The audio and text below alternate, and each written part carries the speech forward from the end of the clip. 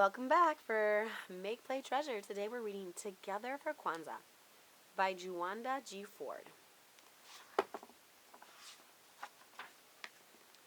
It was the first day of Kwanzaa and Kayla was sad. Her big brother Kari could not come home for the holidays because a heavy snowstorm had closed all the roads around his school. Kayla always missed Kari while he was away, but this was worse than ever. Now they would have to start Kwanzaa without him. Kwanzaa was Kayla's favorite time of year. She loved celebrating her African heritage and doing special things with her family. But how could she enjoy Kwanzaa this year if Kari was not part of it?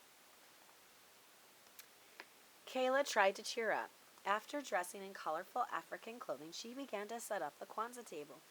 First, she put down the mkeka, a traditional straw mat. On top of that mkeka, she placed the kinara, a Kwanzaa candle holder. The kinara holds 7 candles, one for each night of Kwanzaa. A black candle in the middle, 3 candles on the left, and 3 candles on the right. The colors stand for different things. Black for the African American people, red for their struggles, and green for hope and a good fortune. Each night of Kwanzaa, families light candles and celebrate one of the 7 Kwanzaa principles, which are ideas that help people to be strong. The principles help to guide them through Kwanzaa, but are practiced all year long. There's a different principle for each day of Kwanzaa. Every year, Kayla and Kari would share the Kwanzaa greeting. Habari gani, Kari would say. The greeting is from the Swahili language. It means, what is happening today? Kayla would answer with the Kwanzaa principle for that day. Many Swahili words are used during Kwanzaa. Kayla sighed. It just wouldn't be the same without Kari there tonight. Kayla's parents helped her place fruits and vegetables on the mkeka. The fruits and vegetables are called mazao. They represent the harvest and the importance of working together. Here's the corn, said Kayla. Do you remember the Swahili word? Her mother asked. Muhindi, Kayla answered. The muhindi represents the children in the family. She put 2 ears of corn next to the other Kwanzaa symbols, one for her and one for Kari. When the table was ready, Kayla's mother helped her light the black candle. Kayla knew that they would light a red candle the second night, a green one the next night, and so on until all the candles were burning on the last night. Since Kari was not there, Kayla's father greeted her. Habari gani, he said. Kayla answered with the first principle of Kwanzaa. Umoja, she said. Umoja means unity.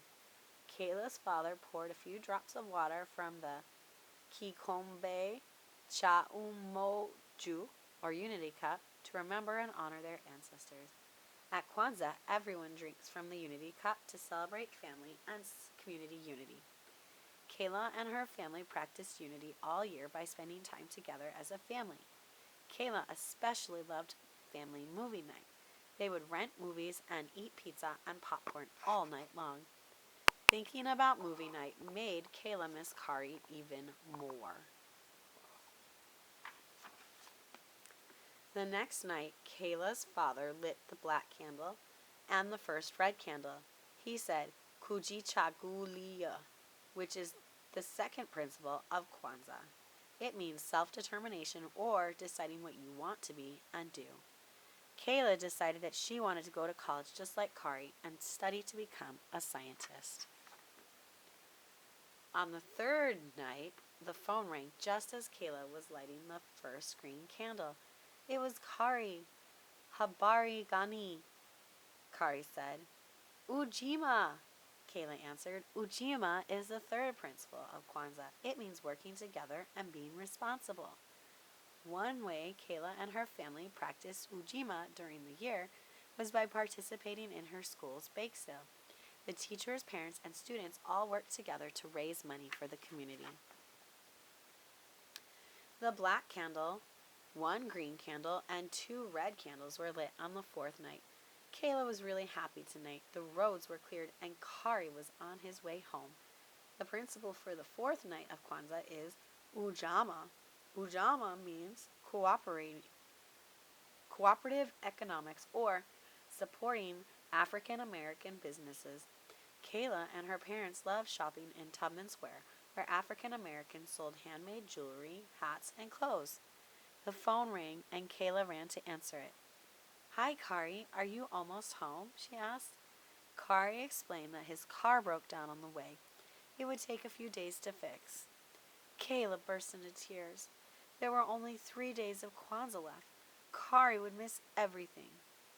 Don't cry, sweetie, Kari said. I'll see you real soon. I promise. On the fifth night, Kayla's mother lit the candles. Today's principle was Niya, or purpose. Kayla decided that her purpose was to be the best little sister she could. She made Kari a special Kwanzaa scrapbook telling him all about how the family celebrated this year. Kuumba, or creativity, is the principle for the sixth day of Kwanzaa. After the last red candle was lit, Kayla and her parents made lots of decorations for the Karamu that night. The Karamu is a feast where families celebrate with friends and loved ones.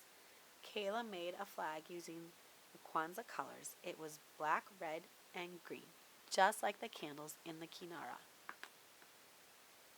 Soon there was a knock at the door. Kayla ran to answer it. Kari, she yelled as she opened the door wide. No, not Kari, but Grandma and Grandpa are here. Kayla was glad to see her grandparents, but she couldn't help being disappointed that Kari still had not arrived. She kept hoping that somehow he'd get home before Kwanzaa was over. There were many knocks on the door from friends and family. It was hard to be sad with so many people around. Everyone was enjoying the karamu.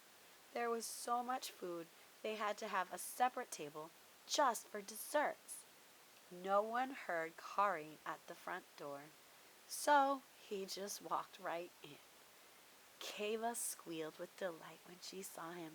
You made it, Kayla said, smiling. I took a taxi to a bus, he answered, just to see you. Kayla hugged Kari as tight as she could. Imani, Kari whispered on the last night of Kwanzaa. Tonight, all the candles glowed brightly. Imani means faith, believing in yourself and others. I believe in our family, Kayla said, as they opened their zawadi, or gifts. Kayla knew that zawadi should be handmade or educational. She gave everyone a photo of the family in a frame that she made from old newspapers. Everyone loved their zawadi, especially Kari. The end. Remember to like and subscribe so you can keep up with our reading events and activities. And happy Kwanzaa!